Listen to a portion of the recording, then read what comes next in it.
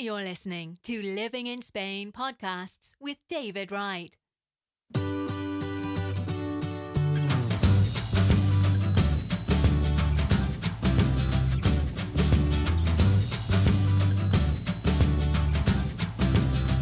Hi guys, my name's David Wright and welcome to another one of my podcast show.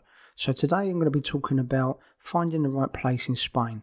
What is the right place, the right area for you? Is it near the beach? Is it inland or is it in a big city? What exactly is the best way to choose the place that's going to be right for you?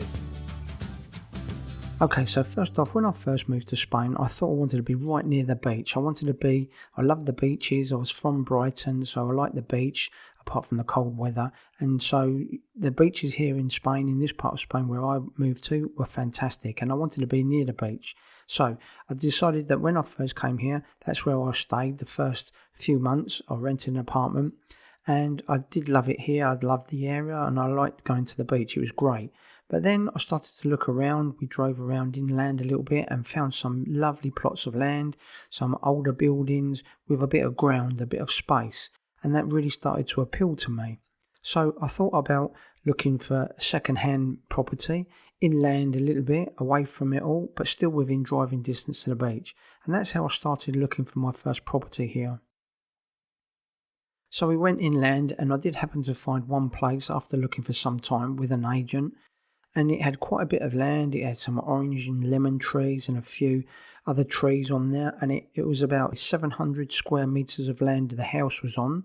And there was a few acres of ground, countryside ground, surrounding the house. It was all included. But the only problem was it was up quite a big track from the main road. It took about 5 or 6 minutes to drive up this track to get to the property. And then when you were there, it was pretty isolated. Fantastic views down over the valleys and the hills of that part of Spain, and it really looked quite ideal, and the price was right as well. It was about 75,000 euros at the time, which was dirt cheap. So we really considered this place, and after talking to the agent and some other people, we were thinking about it, and we went back there one day on our own. On a day it happened to be raining hard and windy, and it wasn't very nice weather at all. But we drove up this track, and we saw that it was almost flooded out, this track, even though it wasn't raining that hard. The track was dirty and muddy and a bit slippery to get up, and we thought this could be a bit dicey in the winter months. The other thing, when we got up to where we were, there was a terrific amount of wind there. And because the place was out in an exposed area, all the trees were moving and there's quite a lot of wind. So we thought this doesn't look so nice, and it's such a difference in the different weather. So really a few things put us off of that. And also we started thinking about the neighbours. The nearest neighbours were quite a way away, and they were very old Spanish people. And we thought that this is great now, it might be okay to start with, but our Spanish wasn't very good at the time. And how are we going to cope when we're older? What if one of us is ill or one of us can't drive? How are we going to get back down into town, get a daily shopping and groceries, or if we have any problems when we need any help to come up to us? So really, that's really what put us off about buying the property, even though the price was great and it was a really nice property that we could have done up and had money left over in the bank to enjoy the rest of our life there. But at the time as well, I was working and my work was quite a way away from where the property was. So this is what put us off really buying that place. So then we went back to our original idea of being near the beach, near a small town, in town where most of the clients were going to be. So really that was a great idea at the time. It wasn't ideal for us to live there for the first year or so because we were right in the thick of it. And in the summer months, there was a lot of trouble with parking and things like that. But for me, for my work, it was ideal. It was close to all the shops, the builders and merchants that I needed to be with my carpentry business. And it was all close to clients. So, we did save a lot of money on travelling around for petrol and stuff like that. So it was convenient.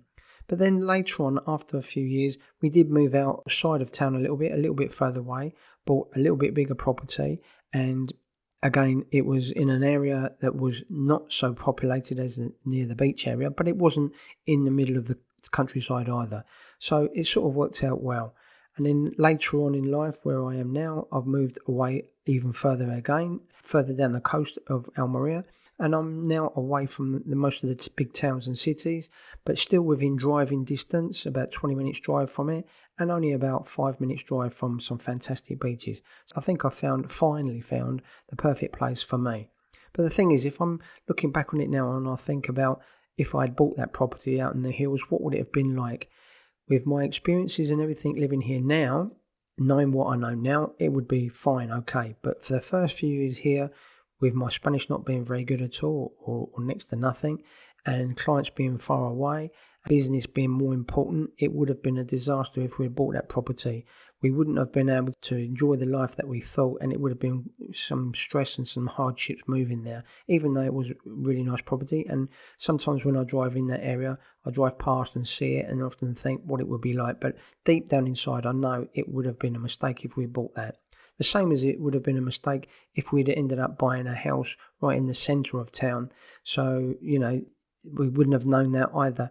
Originally, I came here and I wanted to buy outright, as I've said before in some of my podcasts, and I was advised to rent first, and this is what I did. I rented for 6 months, which turned out to be 10 in the end. We extended it, and originally it was in a place that I really liked, quite near the beach, and the apartment was fantastic, and I wanted to buy outright. But as I've said before in other podcasts, I was advised by my bank manager not to buy it outright, to get a mortgage, and that's what I did. But if I hadn't have rented in the place the first time when I came here, I would have not known about the problems that first property had, and I would have been committed in buying, and it would have been very difficult to move on from there.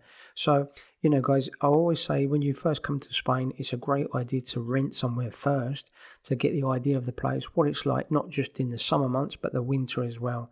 Many places in Spain can change a lot in the winter months, so it's worth coming here. If you find a place that you like, at least visit a few times in the winter months to see what it's like there in the winter. So what you might think is perfect for you now, it might not be something you want later on in life or once you've been here a while. So this, again, is a good idea to rent first to get the hang of it. But I know some people that have bought inland first off, they've moved straight here and bought inland, they've bought a rural place, and it's worked out fine for them. But you've got to remember, here in Spain, you can be pretty isolated.